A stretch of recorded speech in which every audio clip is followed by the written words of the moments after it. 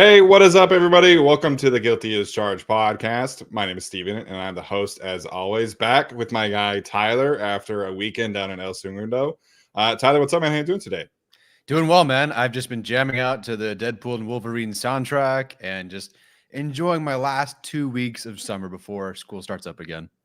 Yeah, obviously, no spoilers, but the song that they use at the end has been stuck in my head since we saw the movie. And I'm not even like a Yeah. huge fan of the artist who sings that song. Yeah. But I woke up yesterday morning and I was like singing it, and I'm like, wait, what is going on? Like, it's The just very, very end or like the one shotter? The one shot kind of. the song that they play leading up to the final battle scene.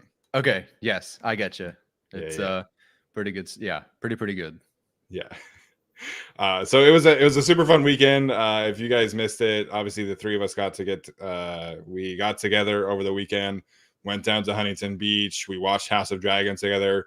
Alex had not watched House of Dragons, so we had to explain to him everything that had happened.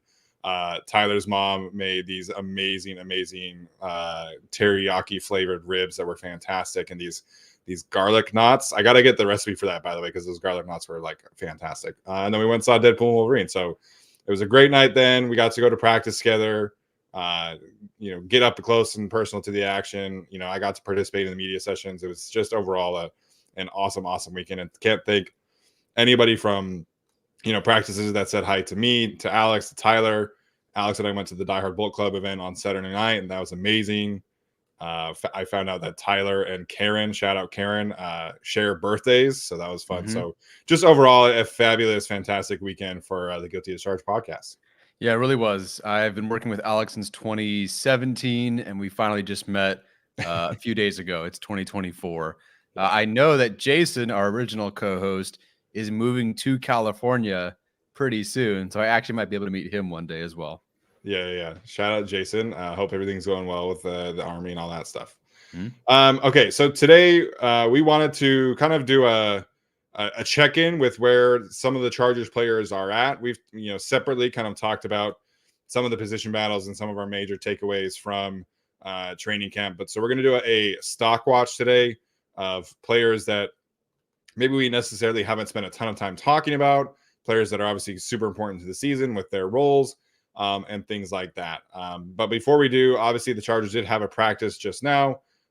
We were not there, but we've watched some of the clips, read some of the articles, and Daiyan Popper's article hopefully will be coming out in a minute here. So we'll have some reaction there. But first and foremost, have to talk about the offensive line and kind of the injury status right now. So Jamari Sawyer got injured yesterday in practice. He did not practice today, and in his place, the Chargers put Bradley Bozeman at right guard and Brendan Hymas in at center.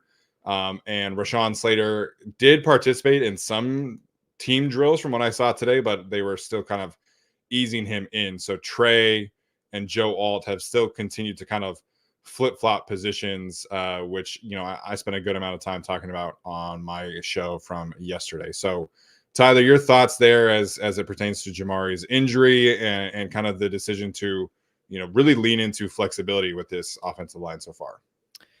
It kind of depends on who we're discussing. So Bradley Bozeman jumping in at guard sometimes, and let's say like Brendan Hymas playing starting center. Don't mind that as much. Bradley Bozeman has been a guard, is a veteran. I'm not worried about him developing. He's developed. So some flexibility there isn't too bad. To me, the hang up is really the Joe Alt flipping back and forth sort of thing. And, even when we talked about it the first day of padded practice, when I talked about it with Alex, there was some pushback like, oh, it shouldn't matter. Like Harbaugh knows what he's doing. They're trying to push for flexibility. But, I can't say like one is more of an expert than the other, but I generally lean towards the knowledge of Duke Manyweather and Brandon Thorne and how much they emphasize sticking to one side, especially as a rookie, as a guy entering the league and sticking there. And given how hard it was for Penei Sewell to make that switch, the best tackle prospect I may ever watch, and how long that took for him to get comfortable, you'd like Alt to stick at right tackle. And again, we've talked about this many times, but hearing how difficult it was mentally for Tristan Wirfs to switch, again, you want to stick at that spot. And I just don't know that I love the flipping back and forth between left and right for Joe Alt, especially because it feels like we've already answered the question even in camp. Joe Alt left side, pretty good. Seems like the Right. there as much.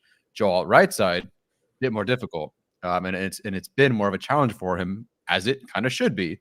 It makes sense. You're switching sides and facing Joey Bosa. Good luck. You're going to get beaten. But I wish he would stay there, because if Slater, who does not have a catastrophic injury, is going to be back in a few days, or whatever they're doing to ramp him back up and into the starting fully role, like Joe Alt getting half the snaps at a position that he's not really going to, well, the side that he's not going to play heading into the season against Max Crosby. Like, I just don't love that. So some flexibility I get, but with Joe Alt, I wish you could just stick on the right side and they just figure it out on the left side with somebody else. Yeah. I think, my stance is pretty similar to yours, that ideally I would just prefer Joe to stick on the right side and prepare for that. If catastrophe strikes with Rashawn's injury or whatever, then having Joe Alt play left tackle, I think I'm overall cool with. Obviously knocking on wood and hopefully that never happens. To me, I would just prefer to have Joe stick at the one spot, because you don't need to move him around. Moving Trey around, moving Jamari around, I understand those two players have done that before previously in their careers. Heck, Jamari played left tackle without ever having practicing at left tackle in the NFL and was awesome his first week. So that's something that he is capable of. Trey has played on both sides. Bradley Bozeman has played center and both guard spots. Those guys moving around, I'm not opposed to, because we have evidence of them doing that before. None of those guys are top 5 overall picks and potentially a franchise pillar for you over the next decade. So I agree with you. I would prefer Joe Alt sticks at the right side. Greg Roman said in his press conference yesterday that he believes that as an offensive tackle, you have to be able to play both sides. And it really is up to them to determine what is best for the team. And so that the implication was that they're doing that right now. They're trying to figure out, if an injury happens, what's our best course of action.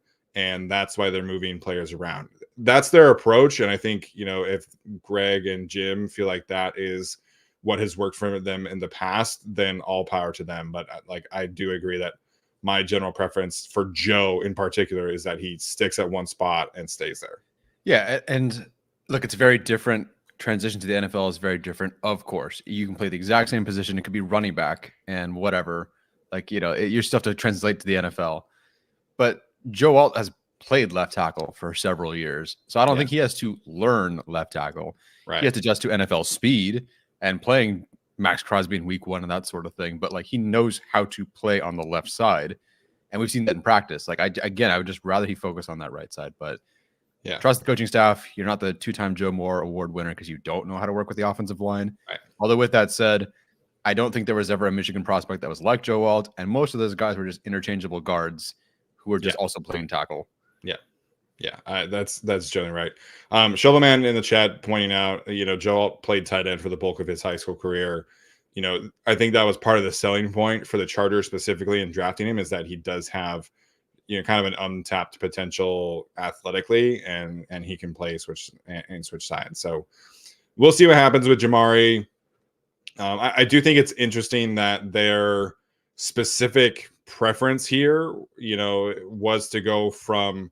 So Jamari steps into the lineup for Rashawn. So Jamari is very clearly the guy that they view as their best backup, and I think probably is the best backup on the team. I think that's probably pretty comfortable to say. Maybe never mind. I take that back. Thule is the best backup on the team. Jamari, the best backup on offense. So I thought it was interesting that instead of simply plugging in Jordan McFadden, that their next preference after Jamari gets hurt was to plug in Brendan Hymas. So again, there are still people around the fan base that don't believe Brendan Hymas is going to make the roster, despite him being the only center behind Bradley Bozeman. And now the Chargers are telling us that he is their second best backup on the offensive line. Not Jordan McFadden, not Alex Leatherwood, not Foster Sarell. Brendan Hymas, they think, is their next best backup. So, again, if you have any doubt remaining that Brendan Hymas is going to make the roster, I think he has answered, and they have answered that question pretty emphatically over the last couple of days. Yeah, absolutely. And maybe even we need to start talking about Bucky Williams as a potential option to make the roster as well. We'll see how things go. If, let's say, Rashawn Slater returns Sunday or whenever he returns, and if he returns in full, do you anticipate that they will flip Rashawn Slater right side on occasion if they believe in flexibility? Or do you think this is only in the instance where Rashawn Slater is injured? I think this is only in the instance where Rashawn Slater is injured. I think Rashawn is a franchise pillar for them, and so if he's healthy, he's left tackle. Joe Alt is right tackle. That's just kind of how I view things there. The last piece of offensive line injury news, I think that's relevant to the conversation because Jamari's injury is that Carson Barnhart was able to practice today. Not to say that this is going to have heavy roster implications, but both days that I was there, I saw Carson practicing center snaps with Mike Devlin and Nick Hardwick. So, he has not practiced fully in team reps, at least that I've seen.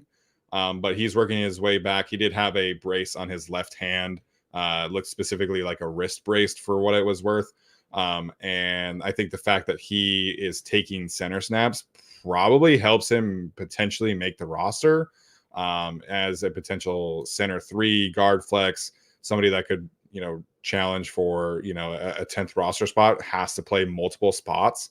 And so if Carson Barnhart is going to be that 10th offensive lineman because Jamari's injured, having him be able to play center, I think would make a lot of sense. And if Bradley Bozeman is your right guard, starting right guard, you need a quality backup behind Brendan Hymas, which I don't know how much I like this scenario, but if Barnhart is that guy, then it definitely helps him make the roster. Oh, that's a tricky one. So obviously Foster Sarell, Alex Leatherwood, not snapping the football. Correct. So there is some Leatherwood flexibility potentially, but so far he's just been a tackle for them, if I'm not mistaken. Yeah. So then it just comes down to, okay, do you go with Barnhart, who theoretically could be tackling a pinch as well, although I don't think we want to see that based on college. If he can take a snap at center and be your emergency center, I don't know. So Harbaugh mentioned in that discussion with Ortiz that McFadden could do some center stuff, but then Ortiz kind of countered it with, well, why not like fullbacky stuff? Yeah. But he has not actually been playing any center, right? No. To my knowledge, McFadden has not snapped a football ever at practice before. Yeah. He's doing so many other fun things right now, like learning how to catch a football for the first time in his career. Yeah. But he has never played center. So the center rotation is Bozeman, then Hymas. It's been Bucky Williams third after that. And then we'll see kind of how the Carson Barnhart situation plays out if he's the next center in after that. Brent Lang is also on the roster. He's played center previously. So that's kind of the center pecking order. If Jamari is injured long-term and we don't know anything that is happening there, I would 100% prefer that they go sign a veteran backup offensive guard, because if they don't trust, if McFadden is their third trusted backup, then I think that's a real issue from a guard standpoint, where I do think Bradley Bozeman's best position is center and Hymas's best position is center. So if you are starting Zion and Bozeman at guard, I just don't feel great about that. I would rather see them go out and sign like a Halapati Vaitai type of player and have him come in late and potentially being your swing guard after all. But we don't know anything about the Jamari situation yet. If you didn't notice, Jim Harbaugh is not going to be talking about injuries ever during the season. So we have no idea. He was not seen at practice today. That's all we know. It is kind of a knee injury. He was rolled up on in practice. So we have zero details other than that about Jamari's injury. I'll make my case, or not my claim, my guess here. I really don't think Bozeman will kick out to guard if there's an injury there. I don't buy that he's going to move from center. As long as he's the center, and he's the center.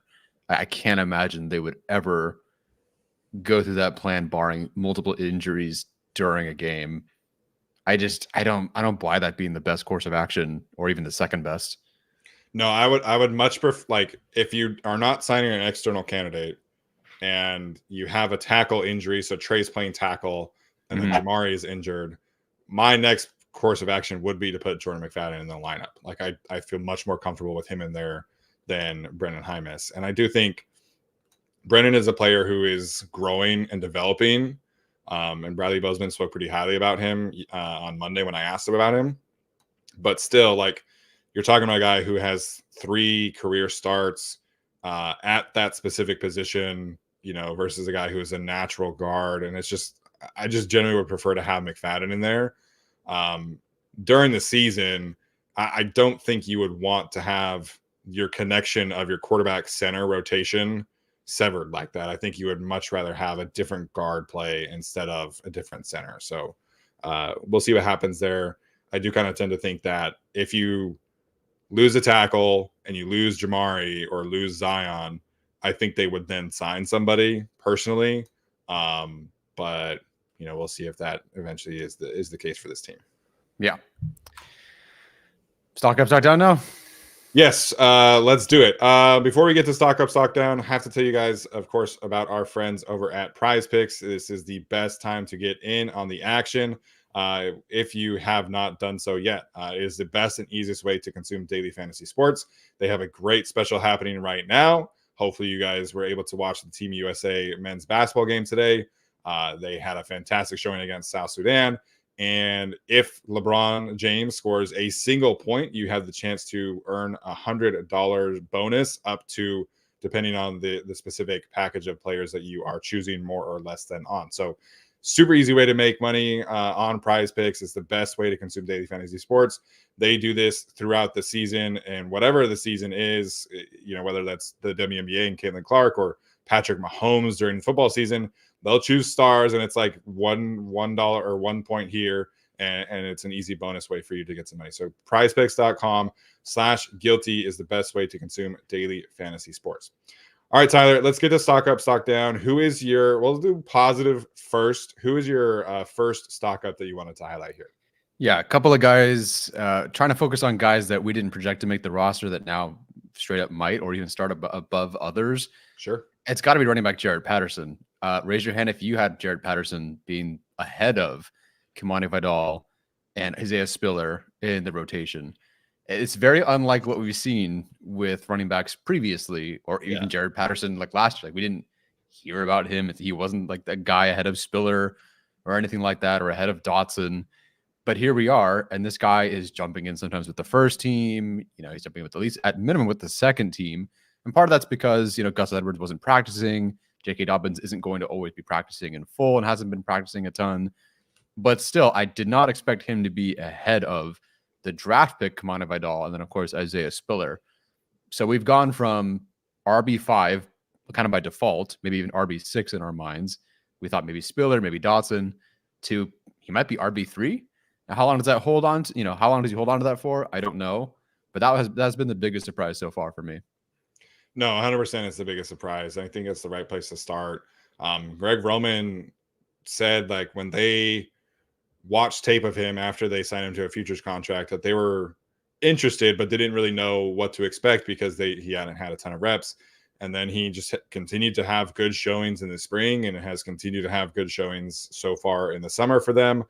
And I think it's the third down skill set for them that they like, just because it gives them something a bit different that none of the other backs can give them or have shown in the past. But it definitely is a surprise. He looked good on Monday in pads when I saw. He did have a couple nice, 10-yard, 12-yard runs. He caught a screen pass and took it for 15 yards. So he's been easily the biggest surprise of camp so far. The other running backs, none of them have consistently worked in with the first team offense. The first team running back, from what I've seen, has almost always been Gus, JK, or Patterson. Occasionally Vidal will get in there. Occasionally Spiller will get in there. I've seen Dotson get in there, like, from sprinkled in from time to time. But Patterson has gotten significantly more reps with the first team offense than either of the younger backs behind him, which I think is interesting. I've seen Spiller work more with the third team offense than I've seen him work with the first team offense. So it's just the way these reps for running back have been split out has been super interesting. As Gabriel points out, the preseason is going to be super crucial there to really prove, what these guys can do. But Greg Roman mentioned specifically Jaret Patterson's ability as a pass protector has really stood out to them. And honestly, like, I wouldn't be surprised if they view him as like a core special teams player as well. Yeah, we were hoping that maybe Spiller was the third down guy, more so maybe as a pass catcher. Same with Dotson. But if that's Patterson, then he's making the roster. And I'm excited to see what he does in the preseason, because we did not see him at all last year. Frankly, we haven't seen much of Jaret Patterson in the NFL, period. Right. So getting some preseason work will be fun. Like, he can flat out, and running back is one of those spots you can always win a job with performance in the preseason. So yeah, I am honestly stunned. I did not see this coming whatsoever. No, I was really excited to get down into camp to see like what Kamani's role was with Dobbins and Gus in dealing with their specific injury recoveries, and he's working with the second team, and he's looked good. He looks really good on air in routes, so I think he does have the skill set to eventually become that. But it just goes to show, like, you never know what's happening behind the scenes. You never know what these guys and their comfort level is with the playbook, with the adjustment to the NFL. And I feel like outside of Joe Alt and Ladd McConkey, this team has kind of been a lot more patient with this draft class than some of us maybe would have expected. I mean, we have not seen Junior Colson play yet because of the appendix, so we'll see what happens there. I'm going to talk about the linebackers here in a second. But I think we were all kind of hoping that Kamani would just kind of come in and hit the ground running, and he still might. But he's going to have to show in preseason games in particular that he's like a clear, cut above Jaret Patterson, which I can't believe that I just said that sentence out loud. Yeah, that's I don't know. I think even Fitness points out, like, maybe they're just getting reps to just get a good look at these guys. You're invested in your draft picks, obviously. Sure. Let's see what we have in some of these guys we don't know as much about. But yeah, it is definitely a surprise. But you're right to point out that they've been more patient with their rookies. I don't think, barring anyone being injured or taking some time off or mild rotation, like Rice, Johnson, those guys aren't really cracking and jumping into with the ones a lot, or even sometimes ahead of like Quentin Johnston. So yeah, if they're not exactly cracking the lineup, Vidal, I guess, is not. Hart has not jumped in with the ones. A Boygby is apparently fighting for a fifth defensive tackle roster spot, according to Jim Harbaugh. So we'll see. Yeah, that's another thing that we can definitely dive into next here. But I want to talk about the safety rotation here a bit. Yeah. I spoke, individually in my video from yesterday about AJ Finley, and then he had another really good day today, and he had another great day on Tuesday. So we can mention him as well here. But I think this safety 3 battle is like almost locked up. Like, I think this is very close to being over. AJ Finley, when Alohi Gilman missed practice due to the birth of his child, he was the starting safety next to Derwin James. I did not see a starting defense that featured 2 safeties and JT Woods. AJ Finley is the guy after those 2. He's playing really well. He had a couple of pass breakups today, sounds like, according to Eric Smith. He's consistently in the right position. And I love the way that he processes. I think mentally he's just a significant step ahead of where JT or any of the other guys are at right now. And then also just athletically, like, he has the range to, I think, be that deep safety that can complement what Derwin and Alohi Gilman can give you. And there's been a couple of times where, this team is really invested in the tempo violations, right? I think if AJ Finley had been given the opportunity to go full speed and run through the football, run through the receiver, he'd have a couple of interceptions in practice right now. But every time he gets the chance, he has to kind of pull back a bit and let the receiver be able to make the catch. So AJ Finley's playing really, really well. I'm very excited. They're very excited from what I heard being on the ground about his progress so far this year. Jesse Minter backed that up today and said that guys feel like they can count on him. So he definitely, I think, is, if he wasn't a lock already, I think he's a roster lock. I think he is the safety 3. And I think some people might be a little bit surprised by that based off of like signing Tony Jefferson and JT was draft stock. But Finley is firmly safety 3 for me right now.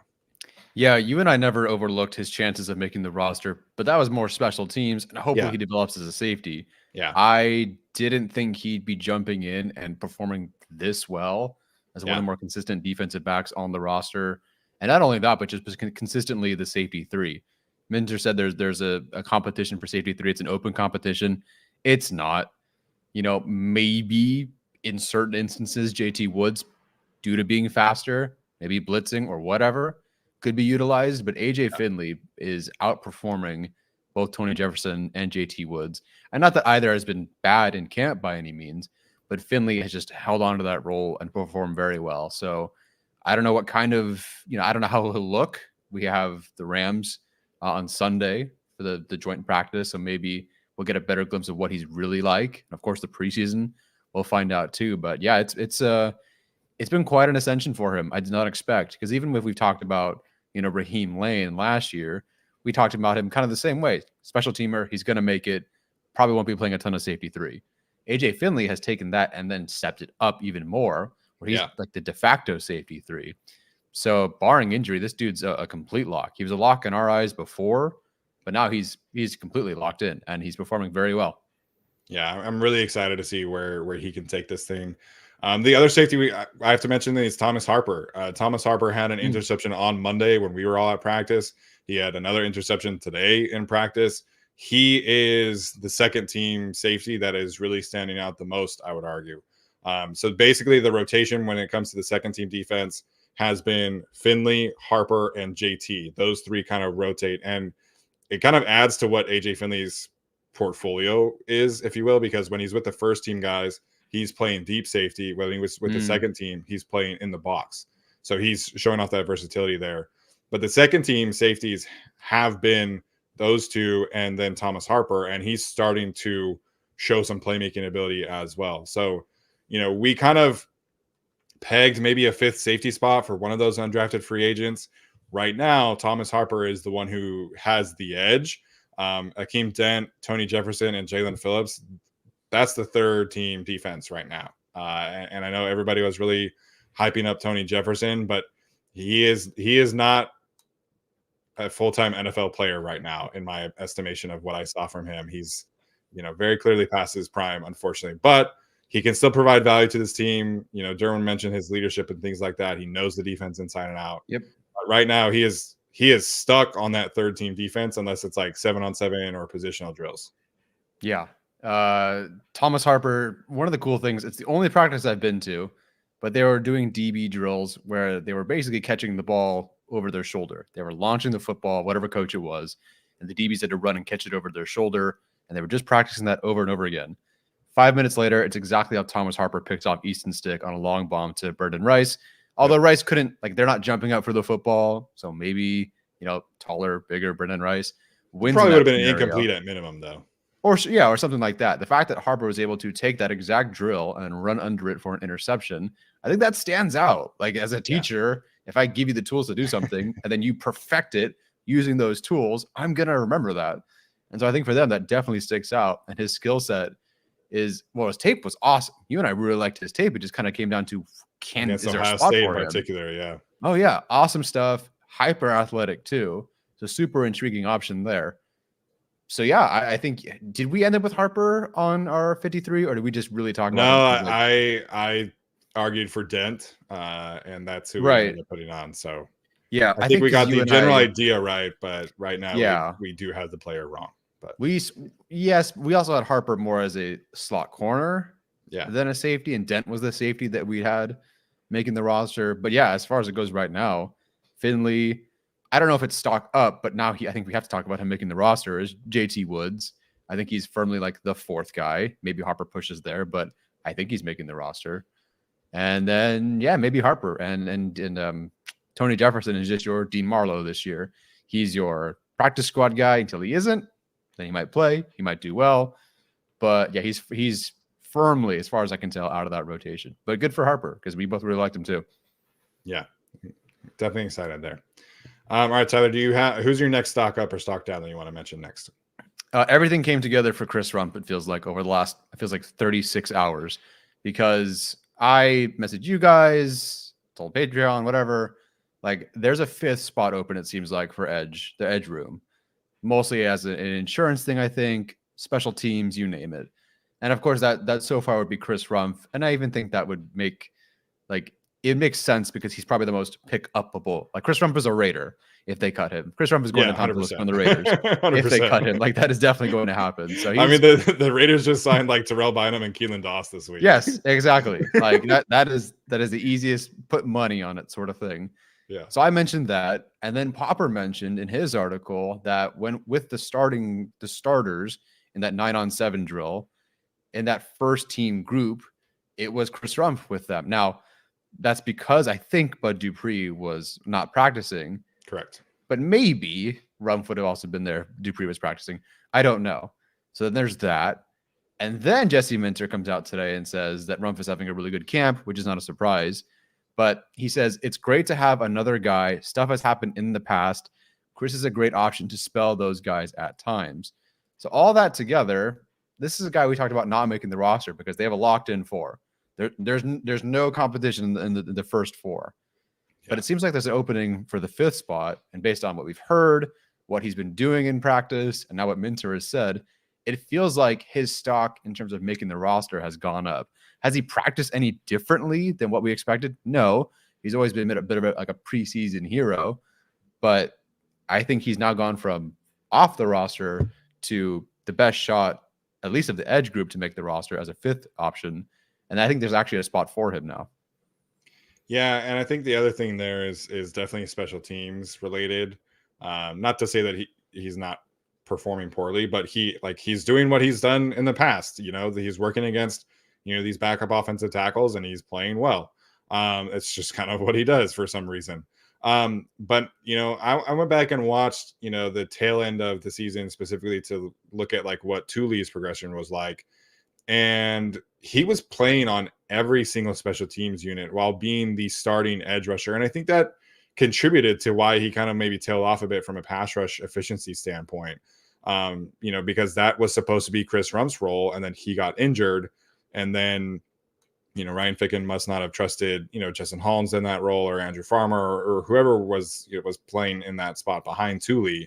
And I don't want Tule playing special teams anymore. I want Tule playing in his specific edge rusher, hybrid, inside rusher role that he's so great at. But Dupree's not playing special teams. He never has. He's in the 12th year of his career. And so Ryan Ficken very clearly wants an edge rusher to play special teams. And by default, that is Chris Rumph. So I think that's part of it, why you consider him stock up. And maybe, we undervalued that aspect of things for his case specifically. But he is playing well, and he deserves it. On Monday when I was there, he did have 2 run stops in team situations. 1 rep against Alex Leatherwood that really stood out. He had a long arm rep, held the edge against Leatherwood, and then was able to get in position for a run stop. So we know what he can do in these training camp preseason schedules. Maybe this has kind of been his let's put it all together season, and maybe he's becoming the edge rusher, depth that they have needed for quite some time behind their star players in front of him. Yeah, he's definitely got to show that he's capable of being something to this team or the next team. This is his final year. Yes, this is his final year. Yeah, right. It's his final year. I'm going to go with that final answer. Yeah. And he's got to show that he can be healthy and be productive in the regular season. So I guess they would keep 5 active if they want him to play. Because Joey ain't playing it. You better not have Joey Bosa playing special teams. Khalil is not okay. How do I say this? He's earned the right to not play special teams, and maybe he's a bit older as well. Dupree ain't doing it. Yeah. Tule's going to have to do it. Probably. He'll play some. Yeah. Some. But it would be nice to have Chris Rumph or Andrew Farmer, whoever they end up going with, playing that spot. So I think a lot of us were riding off a 5th edge rusher spot. And so stock up for, I guess, everyone who's trying to gun for that spot. But it feels like Chris Rumph is in the lead. Yeah, I think that's fair. Not that this player is stock up in terms of making the roster, because I think we obviously viewed him as a roster lock, but I have to mention Daiyan Henley as a stock up here, both because Junior has been dealing with his appendicitis thing, but everything that this team is saying publicly and everything that I heard being on the sidelines, not behind the scenes, but like on the sidelines, this team is thrilled with where Daiyan Henley is at in his progress. They believe that he is ready to contribute, ready to be a starter. On Saturday when I was there, Denzel Perryman was not practicing, and Daiyan Henley was the green dot player. And that continued in Monday's practice, even when Denzel Perryman was there. So if Denzel is playing, I believe he is the green dot player. But if not, then Daiyan is going to be the green dot guy. And I think that kind of speaks to where he's at mentally with this playbook. They love his physical skill set, and I think he has really shown the ability to fly around and make plays.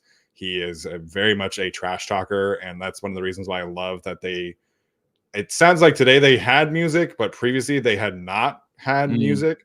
And so Daiyan Henley is definitely somebody who is a trash talker, very vocal out there. Denzel Perryman and him have gotten apparently very, very close. So Daiyan has performed well so far in practice. He's stepped it up as a leader. He's stepped it up in terms of his knowledge of the playbook. And publicly, from the media standpoint, I don't think a lot of media members are that high on the Chargers linebacker room. But I was told on Monday that they really believe that the linebacker unit is very much ahead of schedule. And we haven't even seen Junior play yet.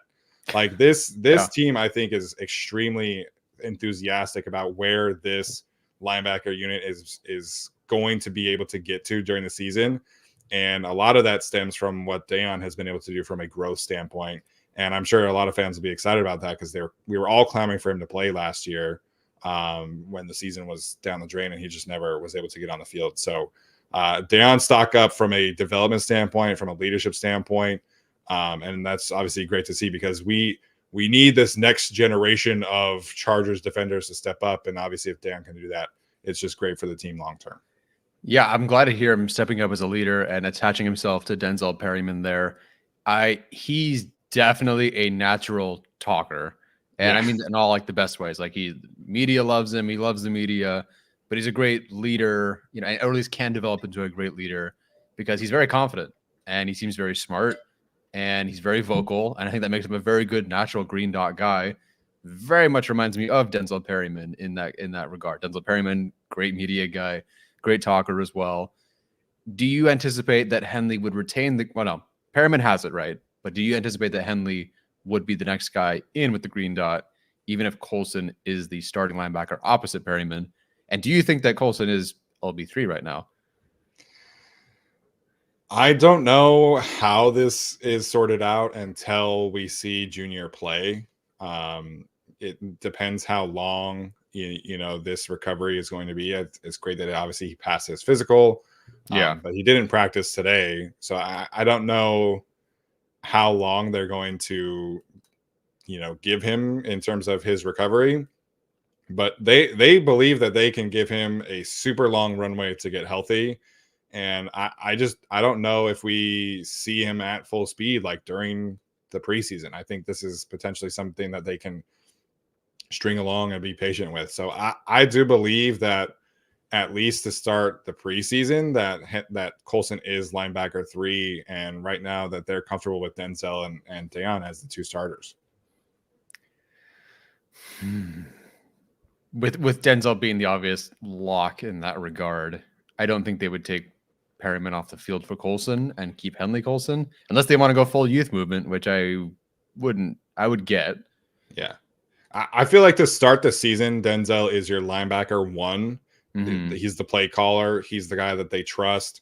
I mentioned Albert Breer's article. They think that Denzel is like a true like leadership pillar of this defense. And I think we'll see him be a captain. I think we'll see him be very, very involved in the defense.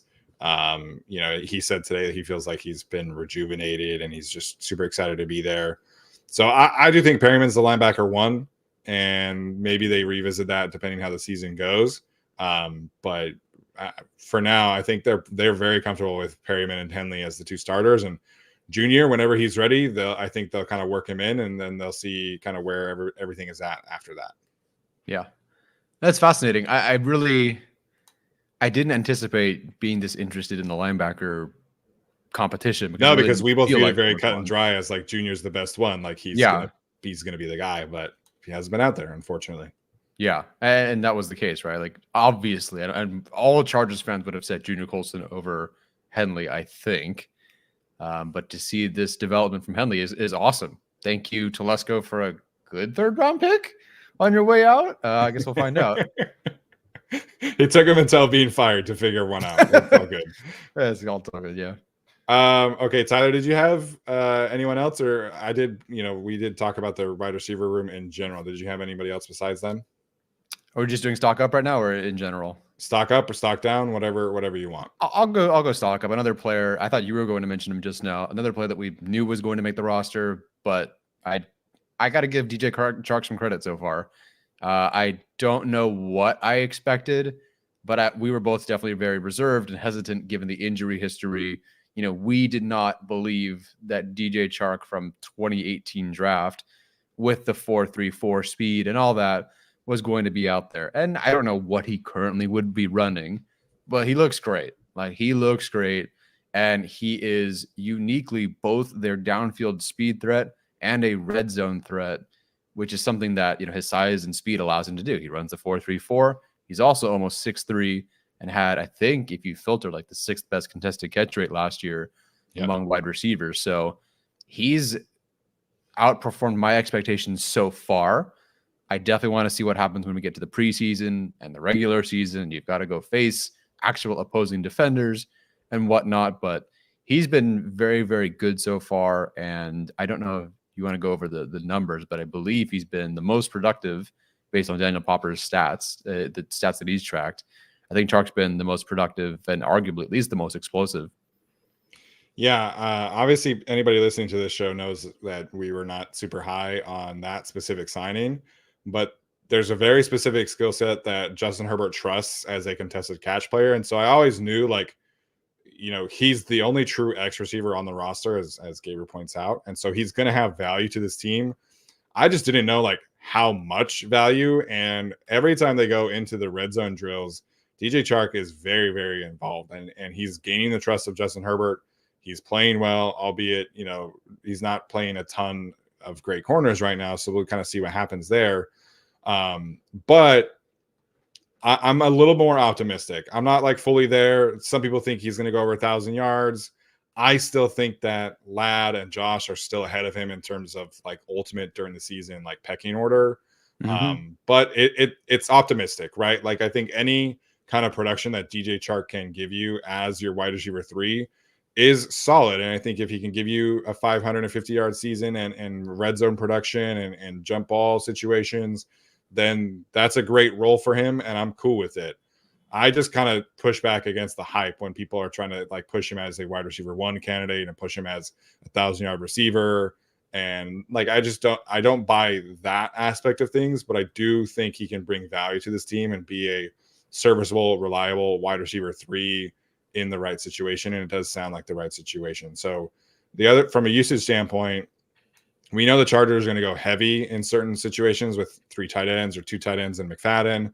When they do that, Chark is the only receiver on the field from what I saw, at least at practice. So he's kind of their quote unquote heavy receiver, which I think makes sense because he can still get vertical in those situations. Yeah. So he has a role. I think they're going to have a good plan for him, and I think there's just something about like that specific type of receiver that Justin really likes and that Greg Roman, the offensive coordinator, really likes too. Yeah. So again, making the roster, but that definitely surprised me so far. As you mentioned, not playing the best group of corners. You're like, oh man, who'd he beat? And it's like Amari Walton. Yeah. All respect. Like, sorry, no shade at Amari Walton, but that's like who the most recent clip I saw. So we'll see. But again, very impressive so far. Yeah. So you mentioned it, the team stats from Daniel Popper in terms of the wide receivers, I think are important to show what exactly is happening in each practice.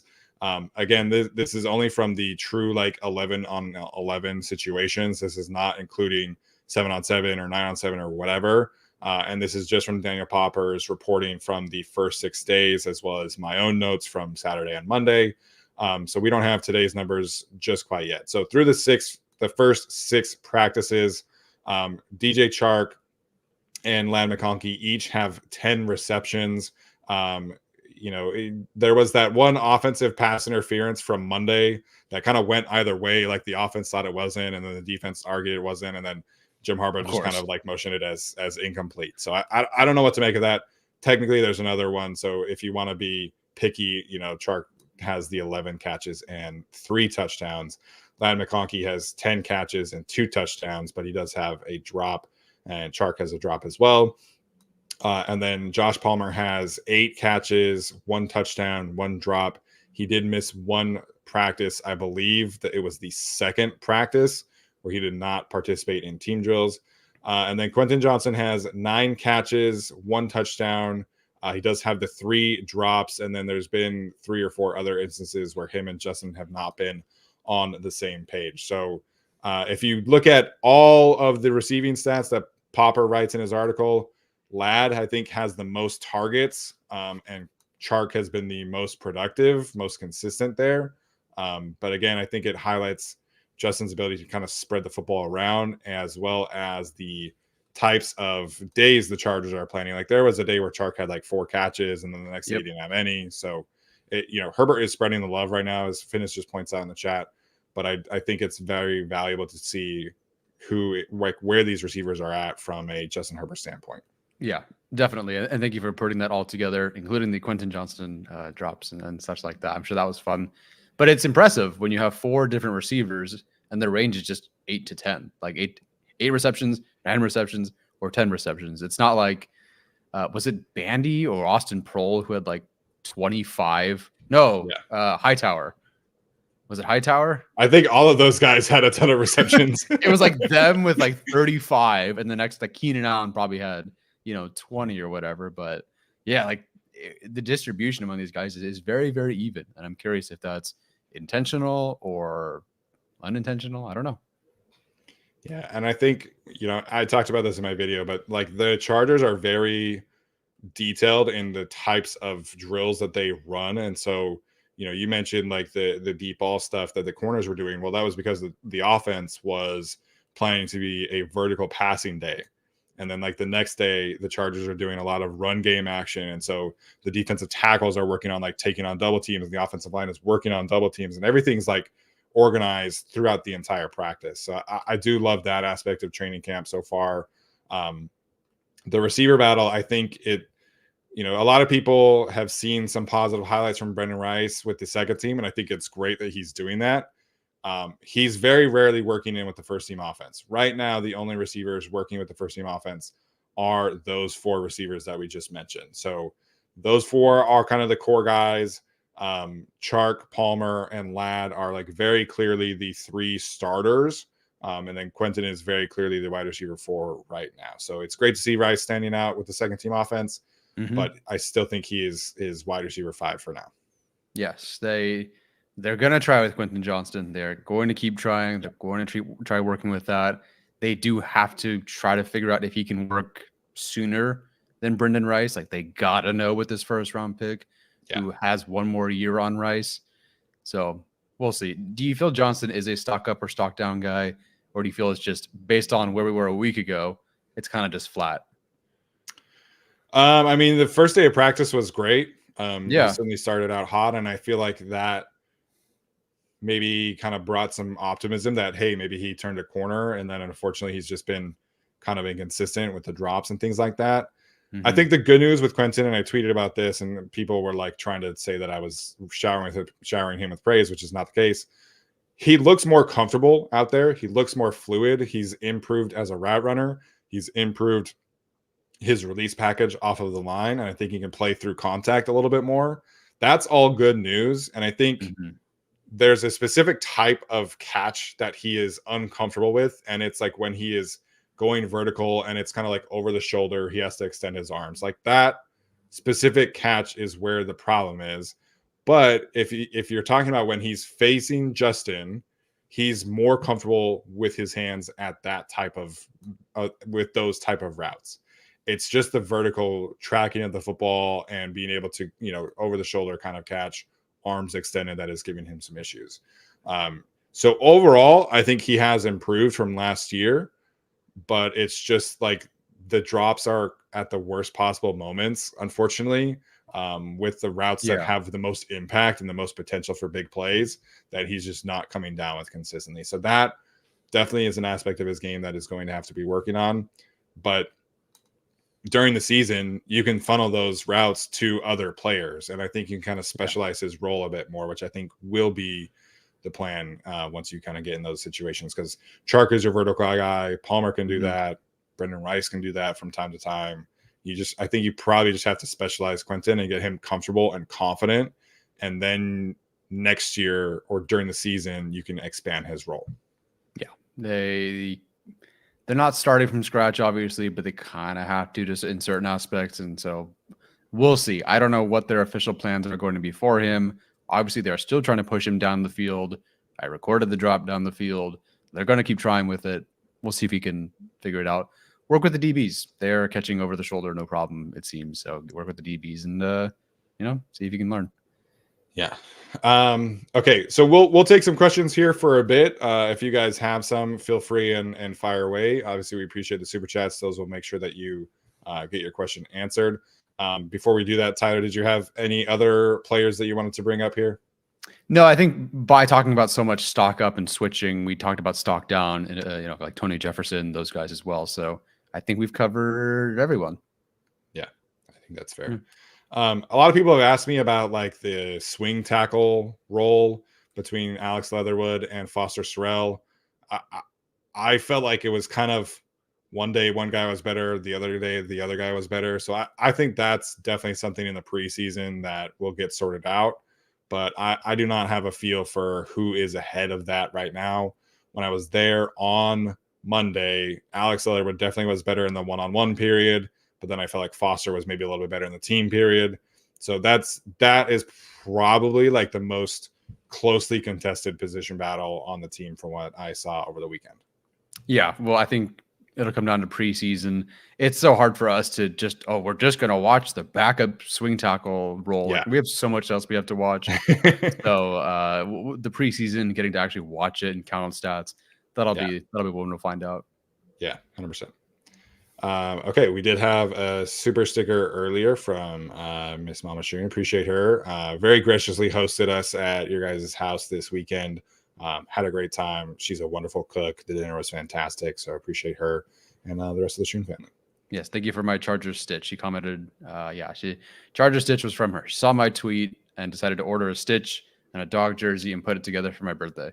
There you go. I like how it has gold ears as well. I know. I thought it was like when the person, the picture of the girl who had it, I thought it was a Chargers thing because the gold ears, the colors are basically perfect. Nope. But I got that now. So I'm 29 years old and I got stoked over having a Stitch doll. There you go. Another super chat in here from Gabriel Caldera. He says, just want to show some love. This is my favorite coverage for all things Chargers. We appreciate that, Gabriel. He's become definitely one of our most consistent live viewers. He's always in here. We appreciate him showing some love tonight. We appreciate all you guys for tuning in tonight. Yeah, thank you very much, Gabriel.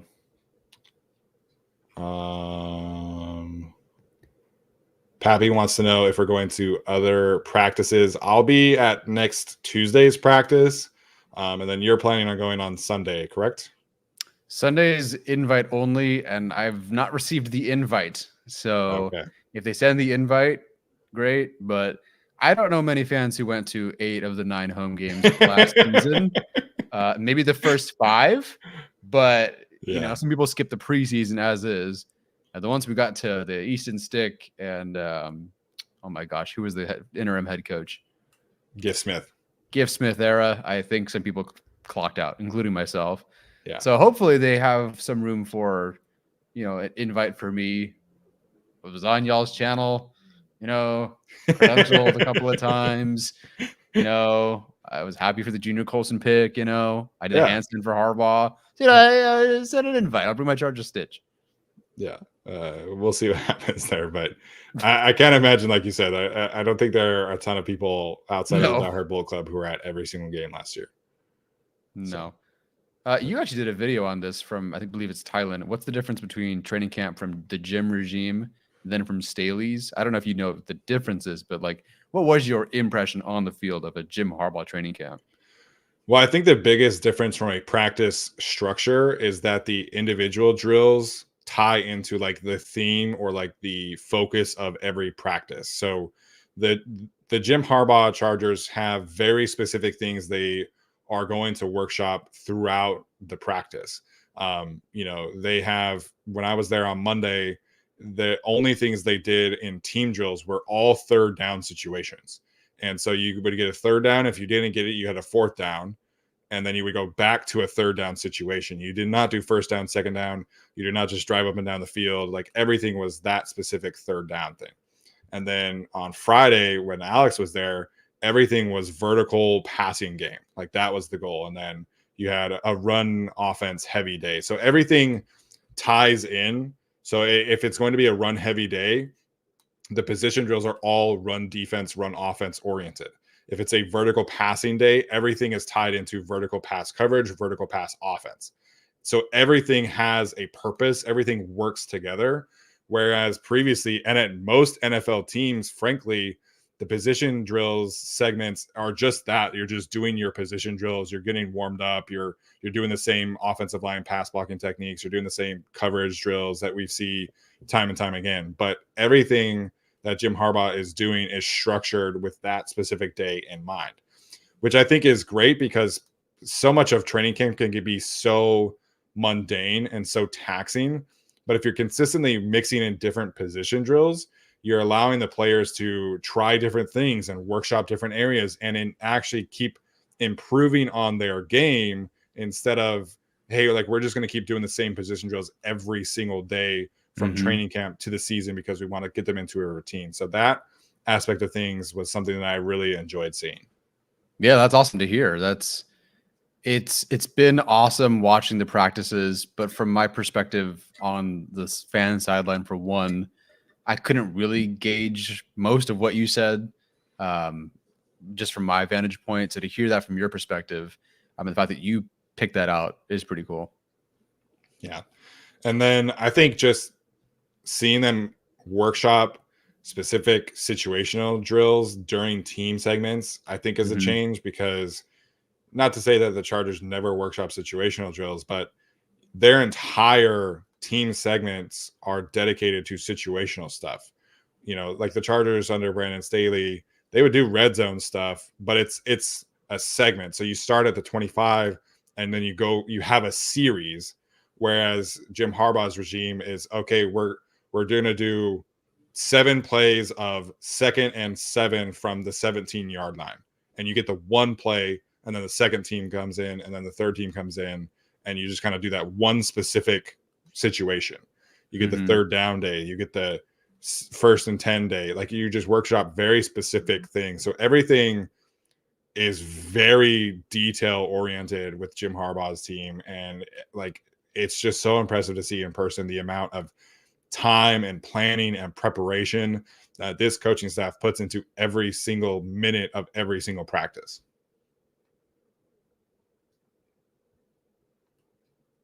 You good? Your dog? Okay.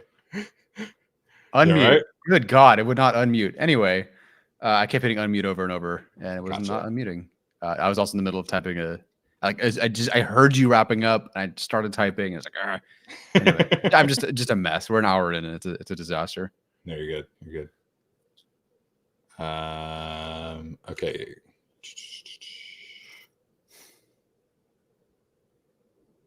Yeah, so Chargers and Rams have joint practices coming up. It's going to be this is a very interesting structure because we're used to, Chargers have 2 days set up for this specific practice. So this year with the joint practice, they have one practice this Sunday against the Rams, and then the Thursday before their preseason game a few weeks from now, they're going to have another joint practice. So very unique structure there. Very excited to see kind of how that whole thing pans out, because the Rams are, I think, a playoff team in the NFC. They have so many things, so much value to present to the Chargers in terms of things that are different. You know, Sholoman points out too, like Zont versus Puka. I don't know how much I want to see them covering Puka and Nakua.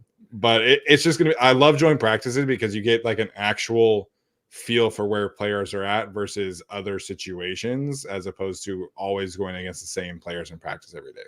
Yeah, I'm curious if they're hosting, do they not do the tempo violations? Do they let up? Do they let them compete more? But yeah, Jared versus Joe Alt is a ton of fun. That's going to be a ton of fun to watch. He'll certainly be ready for Jared verse based on who he's been facing in camp. Fisk versus Zion and Pipkins, great. I do not want to watch the Rams receiving core take on the Chargers DBs. And it's not even just like a receivers DBs thing. It's also McVay versus Minter. Now, I believe in Minter, but McVay is on that level. He's dialed in. He's got the quarterback, the receivers. So, you know, Stafford and Nakua and Kupp and Atwell versus Jasier Taylor, Zont, and Christian Fulton. If the DBs hold their own, I'm talking about that for 60 minutes. That's all I'll talk about. If the DBs walk out and have a great day against Sean McVay and that offense, I'll shut up. You know, I'll do another handstand, whatever, because that would be quite a feat. And I know it's not like they're throwing everything. They're not all the best plays, and it's not real true action. But that would be a heck of a confidence boost for me, because it's the position group I'm the most concerned with. Yeah, very similar to how we felt heading into Cowboys during practice, where it was like DeMarcus Lawrence and Micah Parsons. And don't talk about how that one went. And hopefully the DBs have a much better turnout against the Rams offensive supporting cast. But very excited about it. I think it's, you know, these joint practices just give you such a unique insight into where your team is at, and I'm excited to see how it comes out. Okay, last question that I wanted to highlight here. Anthony Rhodes says, after seeing them in pads, do you think the line can crack the top 15 as a unit? It's tough because I've only seen them once. Yeah. So, and Rashawn Slater wasn't practicing really. So, well, I spent the entirety of both practices watching them. Do you want me to go first here?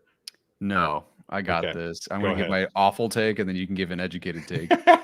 So never. I think yes, but I think they're going to be very, very close to 15 and not like 5.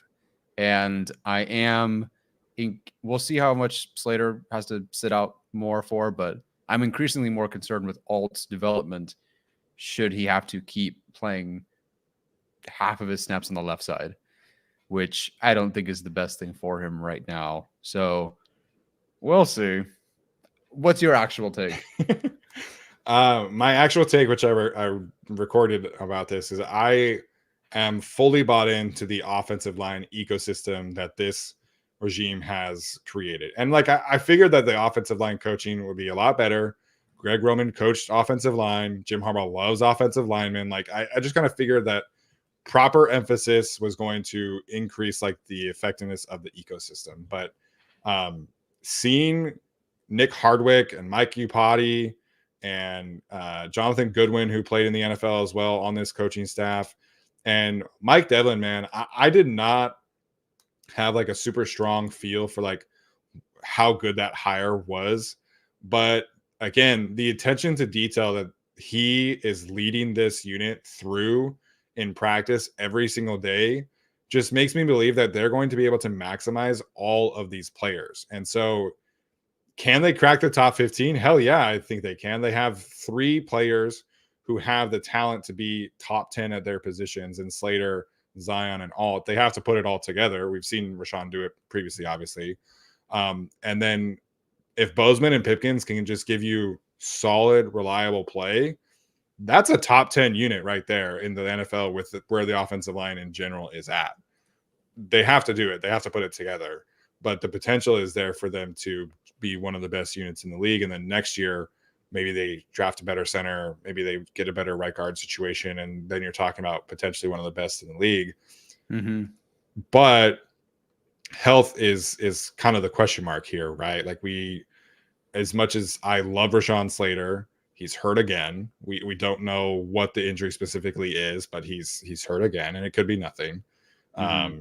Trey has had injury issues. So they have to go out and do it. I think the floor of this offensive line is what I'm bought into with this ecosystem. I don't think even if injuries occur, the bottom will fall completely out, unlike the previous regime. But if everything comes together and Joe hits and Rashawn stays healthy and Zion, who looked awesome when I was there on Monday, as you guys talked about, if all of these things come together, this offensive line can be top 8 or 10, in my opinion, just based off of talent and based off of coaching. But it's a lot of ifs. Things have to come together. But obviously, I think the potential is there. Yeah, ceiling is definitely there, of course. Floor is also there. So I feel good about the line regardless. I think it'll be at least a good unit this year. Yeah. You mentioned, how much they focused on picking up stunts, working through the communication. I thought watching Zion and Joe Alt, that was very apparent, even though they don't even practice next to each other all the time. Like their communication was great. So just good things all around so far. Duke Manyweather talked about they're going to learn things better with this regime than the previous regime, whatever happened the last couple of years. So yeah, very encouraging. Yeah, very encouraging overall. Okay, Alex always brings the interesting questions when he's in here. Charger most likely to fight the Rams, Tyler. I'm trying to think if there's any former Rams on the team, so I don't think so there. Fox, but so much has changed since he was on Fox. Yeah, I don't think that. Yeah, and he's not that guy really either. No, he's not. That's